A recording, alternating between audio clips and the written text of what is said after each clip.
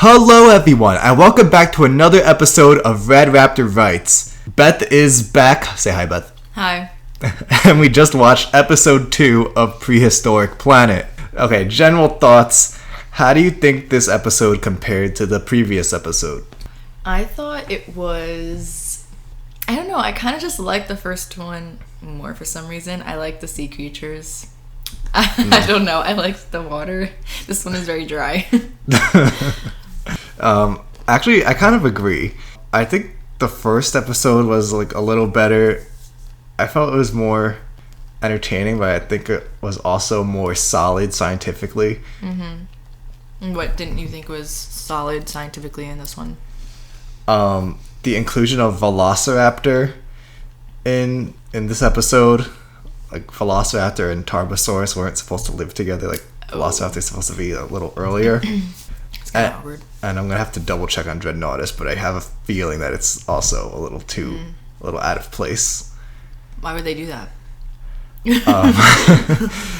Probably name recognition, because, I mean, the name Velociraptor, I mean, obviously is a very popular name, but then it sticks out a lot more than the appropriate Dinosaurs would have.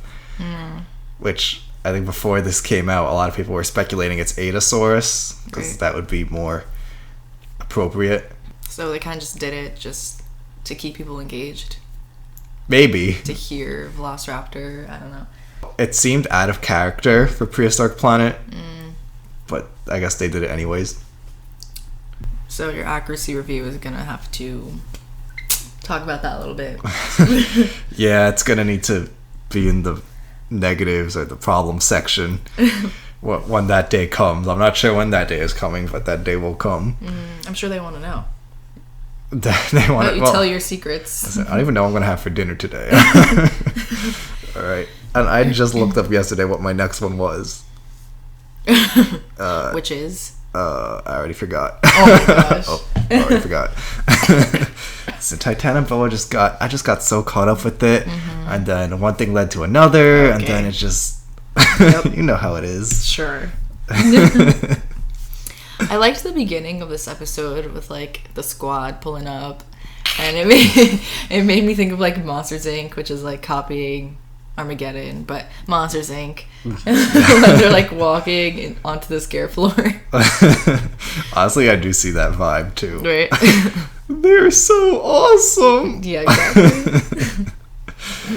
Yeah, but those are the Dreadnoughts, which were one of the contenders for largest sauropod or largest land animal ever back in like, I want to say 2015 when it was named. Oh, okay. Now it's more Argentinosaurus is always the top, and then there's always a new dinosaur that people are like, oh, is this the top dinosaur? And no, it's always Argentinosaurus. But wait, what do you mean by top? I mean like heaviest, most massive. Oh, okay. And which one were these again? These were Dreadnoughts. Oh, okay. Yeah, I want to squish their neck holes. Ew. Wait, it's not ew, it looks squishy. That was your takeaway. Yes, it just like blow up and it looks playable. There is something oddly satisfying about the neck sacks. Yeah. Yeah, and I liked their WWE match. Oh, yeah. At first it looked like they were dancing. But rip that one. I'll get to that in a second. I did find it interesting that they went with this inflatable sack speculation design. Because, I mean, you haven't seen that before, right? No. Yeah, no. Neither have I, really. I mean, like, you might see something kind of resembling it in some strange paleo art, but never like, to this extent or this weird. Yeah, did they just think that because of, like, the hollow bones or something that he said? Like, did they just take that and then just, like, run with it?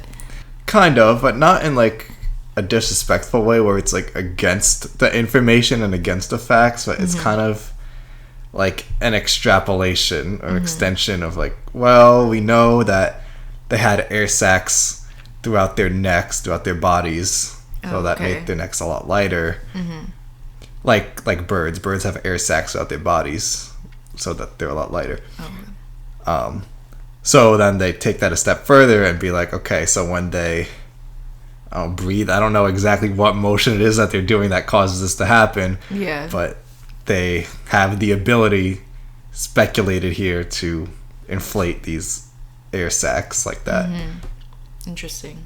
So, yeah, this series has weird but fun takes on dinosaurs. Because these are things like we just can't see or can't know for sure. So they have fun with it. Yeah. Yeah, it was weird. And that's nice, like, keeping it fresh for people. Yeah. And it's good to have new takes. Okay, so you talked about the Dreadnoughtus fight scene. Oh, yeah. Right. So I thought it was cool that we see more sauropod fight, like, because you don't really see sauropods fighting each other like that, right? I guess. I don't really know. I mean, maybe Littlefoot's grandparents just went at it a few times. Oh, what the heck? Wow. No.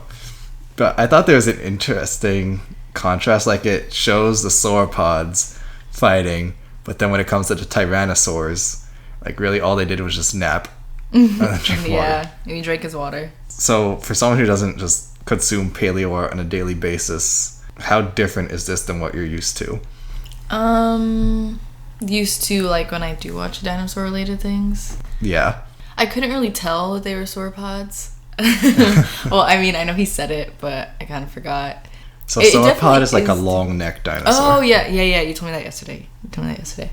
But yeah, I'm not used to watching those fight, actually. You're right. It's usually the ones with, like, the claws and the sharp teeth that all, like, look all vicious and evil, and they're making them the villain and whatnot. Like, that's what I'm used to. So the only other, like, long neck one that I know is Brontosaurus.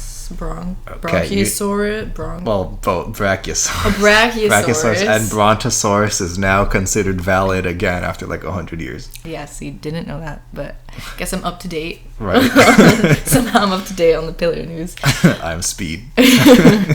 Yeah, those are the only, like, long neck ones that I really know, and I've never seen them fight. So it was interesting watching them fling their necks back and forth. Well, then there's also like a Patasaurus, the Plodicus. You know the Plodicus? Oh, yeah. Sure. Like, if I saw a picture. I'd be Really? like, yeah, sure. And you say you know the Plodicus, despite the fact that you obviously don't. I don't know. But all that guy wanted was love, and he died. Like, what the heck? Why do they have to kill each other? Bruh.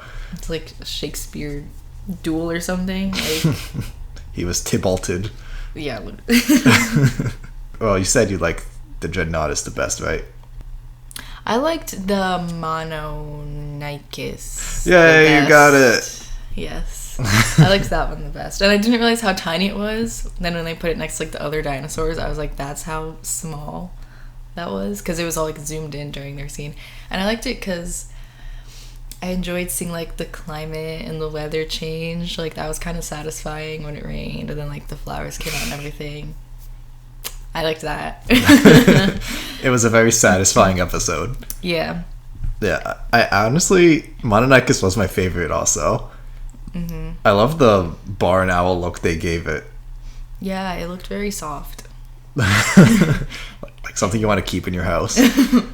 Yeah, and I like the colors that they added to its face and everything. Yeah, oh yeah. I like that streak of orange down its face. Mm-hmm. It just brightened up my day. Yeah, I felt like I was watching Dune all over again. Bruh. No, I didn't. This was way more enjoyable than Dune. Don't at me. And even if you know nothing about paleontology, it's a lot less confusing than Dune. No, literally. I was so confused when I watched Dune. This, I could actually, I could understand what he's talking about.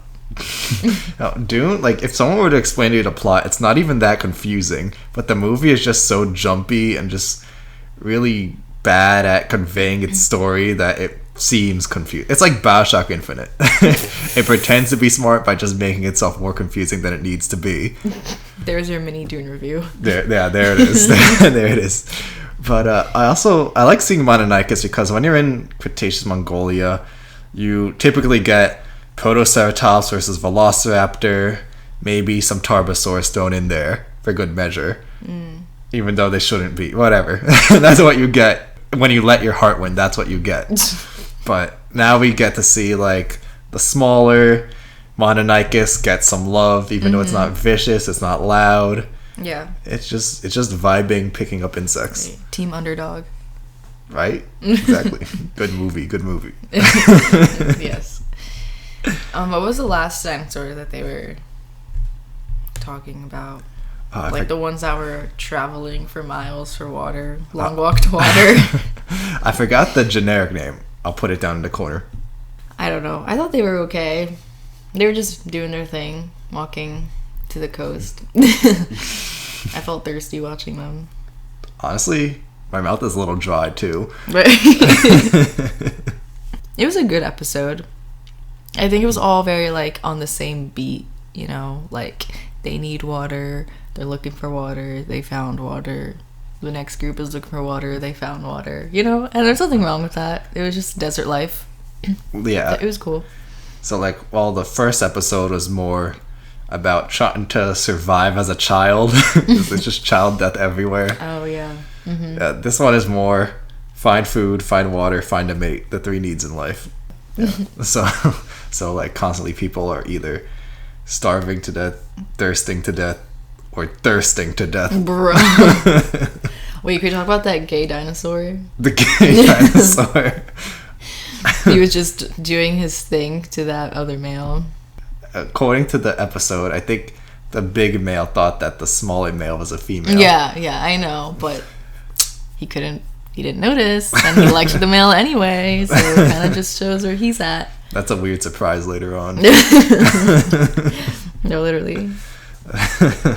We've got to warn someone first. Yeah. I was saying to him as we were watching the episode, I was like, when you pretend to be gay to go to the girls' sleepover, like that dinosaur posing as one of the females to mate. You were trying to get this channel into deep doo-doo. Sorry. Until you try to go to the sleepover and the parents turn you away. Right, moving on. Hey, you're the one who started Okay, this. well, I didn't say to continue.